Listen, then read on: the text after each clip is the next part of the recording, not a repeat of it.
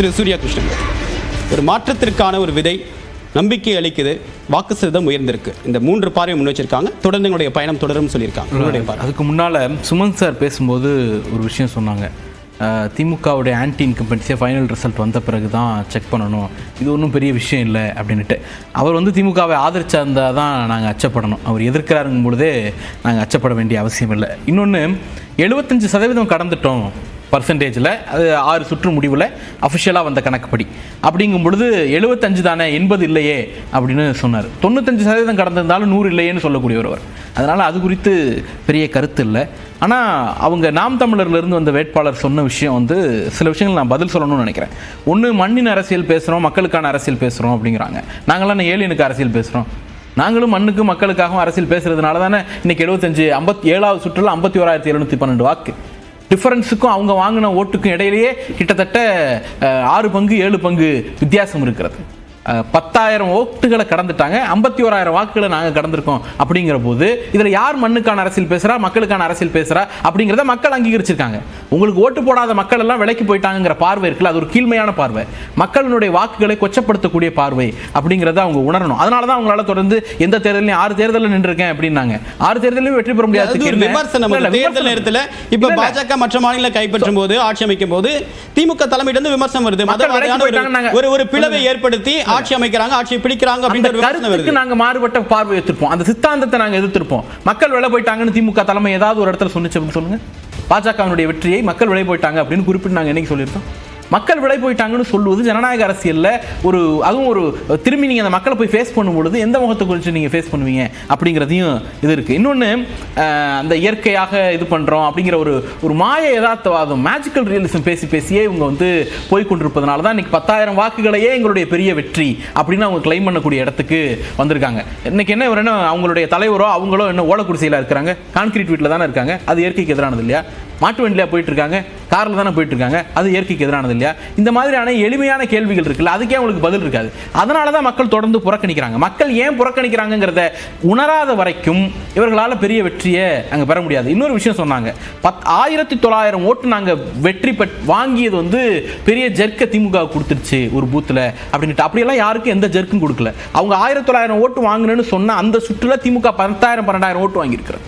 அப்போ அது incomparable, compare பண்ண முடியாது. அந்த மாதிரியான உயரத்தில் இந்த தேர்தல் போய்கிட்டு இருக்கு.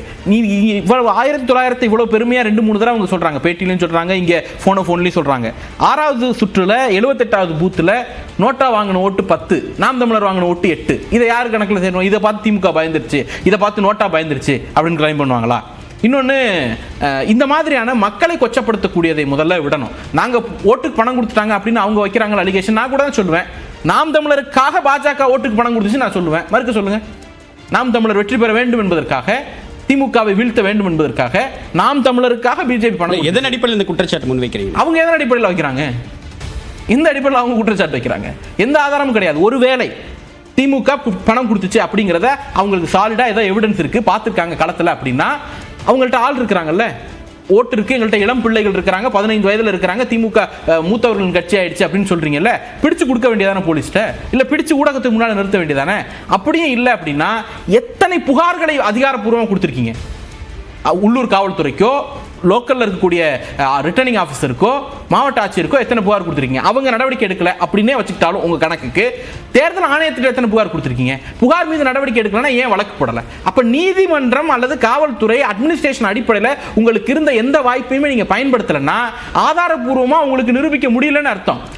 உங்களுடைய தோல்வியை பணத்தை கொண்டு ஜெயிச்சிட்டாங்கன்னு மடைமாற்றுவதை முதல்ல நிறுத்தினா தான் வெற்றியை நோக்கி நகரவாவது முடியும். சரி திரு சுமந்த், ஒரு கிளீன் அட்மினிஸ்ட்ரேஷன் அப்படின்ற ஒரு வாய்ஸை வைத்து டெல்லியில் ஆட்சியை கைப்பற்றிய ஆம் ஆத்மி ஒரு 10 ஆண்டுகளில் மீண்டும் எதிர்க்கட்சி வரிசையில் உட்காந்துருக்காங்க.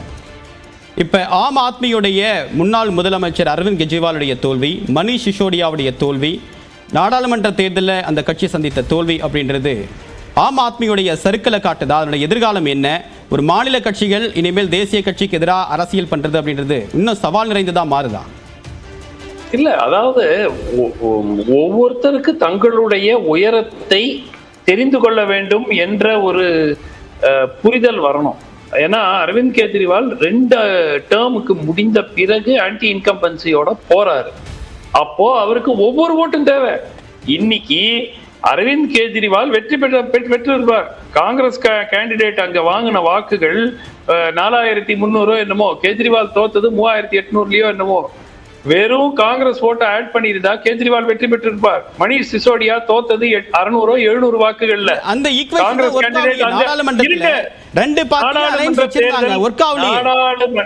நாடாளுமன்ற தேர்தல் பிரதமர் மோடி வர வேண்டுமா வேண்டாமா என்று கேட்கக்கூடிய ஒரு தேர்தல். அதற்கும் இந்த சட்டமன்ற தேர்தலுக்கும் தொடர்பே கிடையாது டெல்லியை பொறுத்த வரைக்கும். டெல்லியில இன்னைக்கு சிசோடியா தோல்வி அடைந்தது 600-700 ஓட்டு வித்தியாசத்தில். ஆனால் அவருக்கு எதிராக போட்டியிட்ட காங்கிரஸ் வேட்பாளர் பெற்றது 6000 வாக்குகள். சிசோடியா உறுதியாக வெற்றி பெற்றிருப்பார், கெஜ்ரிவால் உறுதியாக வெற்றி பெற்றிருப்பார், சௌரப் பரத்வாஜ் உறுதியாக வெற்றி. எல்லோரும் எல்லா பெரிய ஆப் தலைவர்களுக்கும் தோற்கடித்த பிஜேபி வேட்பாளருக்கும் இருக்கிற வித்தியாசத்தை விட அதிகமாக காங்கிரஸ் கட்சி பெற்றிருக்கிறது பல தொகுதிகளில். ஹரியானா சட்டமன்ற தேர்தலையும் இதே கூட்டணி பிரச்சனை தான் தோல்விக்கான காரணம் அப்படின்னு பேசப்பட்டது. ஆனா அதுல இருந்து பாடம் கற்றுக்கொள்ள யார் மறுக்கிறாங்க? அதை தடுப்பது என்ன? இல்ல அதாவது ஒவ்வொருத்தருக்கும் தங்களுடைய அரவிந்த் கெஜ்ரிவாலுக்கு ஒரு கனவு வந்துருச்சு, நாம் ஒரு அகில இந்திய தலைவர். என்னங்க டெல்லி இருக்கவே இருக்கு, டெல்லி எப்படிமோ நம்ம கைதான், பஞ்சாபுக்கு போவோம், போனாரு ஜெயிச்சாரு. அடுத்தது நம்ம குஜராத்துக்கு போவோம், அங்க குஜராத் மக்கள் ஒரு மிகப்பெரிய பாடத்தை புகுத்துனாங்க, ஆனாலும் கத்துக்கல. ஹரியானாக்கு போவோம். எல்லா இடத்திலையும் அவருக்கு போன நோக்கம் என்ன? தன் கட்சியை வளர்த்துக் கொள்ள அவருக்கு நன்றாக தெரியும். காங்கிரஸ் பிரதான எதிர்கட்சியாக இருக்கக்கூடிய மாநிலங்களுக்கு எல்லாம் ஆம் ஆத்மி கட்சியை கொண்டு போய் நிறுத்தி வாக்கு பிளவு ஏற்படுத்த முயற்சித்தார். இதனாலதான் காங்கிரஸ் குஜராத்ல தோத்தது என்று அர்த்தம் அல்ல. ஹரியானால ஆம் ஆத்மி கட்சி பெற்ற வாக்குகள் 1%. அந்த 1% காங்கிரஸுக்கு போயிருந்தாலும் அவங்க ஜெயிச்சிருக்க மாட்டாங்க. ஆனால் எதிர்கட்சிகள் ஒற்றுமையாக இருக்கின்றன, பாஜகவுக்கு எதிராக பிரதானமாக ஒரு வேட்பாளர் இருப்பார் அப்படிங்கிற அந்த மாயையை உடைத்தார் கெஜ்ரிவால். அதற்கு அப்பவே காங்கிரஸ் முடிவு பண்ணிட்டாங்க, இவரை டெல்லியில இவரை தீர்த்து கட்டிடணும், கவுத்துறணும்ங்கிறது அப்பவே முடிவு பண்ணிட்டாங்க. ஹரியானா தேர்தல் முடிந்த உடனேயே காங்கிரஸ் கட்சி தங்களுடைய டெல்லி தலைவர்களிடம் இந்த தேர்தலில் பாத்தீங்கன்னா கிட்டத்தட்ட காங்கிரஸ் கட்சியில இருக்கக்கூடிய டெல்லியில் இருக்கக்கூடிய பெரும்பாலான பெருந்தலைகள் எல்லாரும் போட்டியிட்டாங்க. இல்ல, மூன்றாவது சட்டமன்ற தேர்தல் காங்கிரஸ் கட்சிக்கு ஒரு சட்டமன்ற உறுப்பினரும் இல்ல. டெல்லி சட்ட தலைநகர்ல டெல்லி சட்டமன்றத்துல காங்கிரஸ்க்கு ஒரு உறுப்பினர் கூட இல்லாத மூன்றாவது தேர்தல் இது. ஆனா இதுல காங்கிரஸ் என்ன சாதிக்குது? இந்த ஸ்ட்ராட்டஜி யூஸ் பண்ணி என்ன சாதிக்க போறாங்க? அவர்களுடைய எதிர்பார்ப்பு கெஜ்ரிவாலை காலி பண்ணிட்டாங்கன்னா மீண்டும் காங்கிரஸ் பிரதான எதிர்கட்சியாக பாஜக வர்சஸ் காங்கிரஸ்ங்கிறது தான் இருந்தது. எத்தனையோ ஆண்டுகளுக்கு டெல்லியில அப்படிதான் இருந்தது. மீண்டும் அதை கொண்டு வரலாம் அப்படிங்கிறது தான் காங்கிரஸினுடைய நோக்கம். சோ இப்ப பாருங்க, பஞ்சாப்ல 92 சட்டமன்ற உறுப்பினர்கள் இருக்காங்க. 117 சீட்ல 120 சீட்ல 92 பேர் ஆம் ஆத்மி கட்சிக்கு இருக்காங்க. இப்ப பாருங்க, அடுத்த சில மாதங்களில் அதை அதிலிருந்து சில பேர் மாறி வருவாங்க. அரசாங்கம் கவிழாது, ஏன்னா ப்ரூட் மெஜாரிட்டி இருக்கு, கிட்டத்தட்ட 4/3 மெஜாரிட்டி இருக்கு. அதனால பகவந்த் மான் அரசாங்கம் கவிழாது. பட் நிச்சயமாக அங்கும் அழுத்தம் வரும். டெல்லியில இருக்கக்கூடிய ஆம் ஆத்மி கட்சியில் சில தலைவர்கள், ஏன்னா எக்ஸப்ட் ஆதிஷி முதலமைச்சர் ஆதிஷியை தவிர கிட்டத்தட்ட அனைவரும் தோல்வி. பெருந்தலைவர்கள் எல்லாரும் கோபால் ராய், ஆதிஷி 2 பேர் தான் உழைச்சு வந்திருக்காங்க. மீதி பேர் எல்லாருமே பெருந்தலைவர்களாக கருதப்பட்ட அனைவரும் டாப் 4-5னா அரவிந்த் கெஜ்ரிவால், மணீஷ் சிசோடியா, சத்யேந்தர் ஜெயின், ஆதிஷி, சௌரப் பரத்வாஜ். அதுல 4 பேர் தோத்துட்டாங்க ஆதிஷியை தவிர. ஆதிஷி ஜெயிச்சதே 900 ஓட்டோ 1000 ஓட்டோ, அதுவும் கடைசி 2 ரவுண்ட்ல. அதனால நிச்சயமாக இது ஒரு பெரிய சவாலாக இருக்கும் ஆம் ஆத்மி கட்சிக்கு. நான் ஒரு பாயிண்ட் இந்த ஈரோடு கிழக்கு மட்டும், ஏன்னா நான் திமுக தோக்கணும் அப்படின்னு நான் வெளிப்படையாகவே நான் கூறியிருக்கிறேன். எதிர்கட்சிகள் ஒன்றாக ஒற்றுமையாக இருந்தால் 2026 திமுக கூட்டணியை உறுதியாக வீழ்த்த முடியும். அவர்கள் ஒற்றுமையாக இல்லை என்றால் திமுக கூட்டணி தான் ஜெயிக்கும். அவ்வளவுதான். It's a very simple equation. அதனால இந்த ஈரோடு கிழக்கை பொறுத்த வரைக்கும் 70% வாங்கினா, ஏங்க சென்ற முறை 25% அதிமுக வாங்கினாங்க, கரெக்டா? நாம் தமிழர் கட்சி 10,000 ஓட்டு 7.8% வாங்கினாங்க. 33% வாக்குகள் குறைந்தன. அப்போ அந்த 33% ஒரு கணிசமான எண்ணிக்கை நாம் தமிழர் கட்சிக்கு போயிருக்கு தானே அர்த்தம். அப்ப அதுவும் திமுக தானே வந்திருக்கணும்.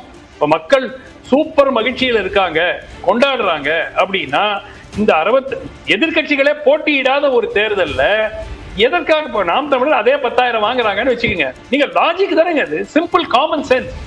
10,000 வாக்குகள் வாங்கிய நாம் தமிழர் கட்சி இப்ப ஏதோ 10 வருஷம் முன்னாடியா, 2 ஆண்டுகளுக்கு முன்பு 10,000 வாக்குகளை வாங்கினார்கள். இந்த முறையும் 10,000 வாக்குகள் வாங்கினாங்க. நாங்க 1,09,000 ஓட்டு வாங்கணும். இப்போ 1,60,000 ஓட்டு வாங்கி இருக்கிறோம். பாருங்க, அதிமுக வாங்கின ஓட்டு எல்லாம் எங்களுக்கு வந்துருச்சு. எதிர்கட்சி மக்கள் மகிழ்ச்சியில இருக்கிறாங்கன்னா லாஜிக். இப்போ நாம் தமிழர் கட்சியுடைய வாக்கு 30% போயிட்டு 70% நாங்க ஓட்டு வாங்கிட்டோம்னு சொல்லி அது கொண்டாடுறதுக்கு என்ன லாஜிக் இருக்கு? அப்ப அந்த 25% அதிமுக போட்ட ஓட்டு எங்க போச்சு? சரி, இந்த கேள்வி திரு பிரியன்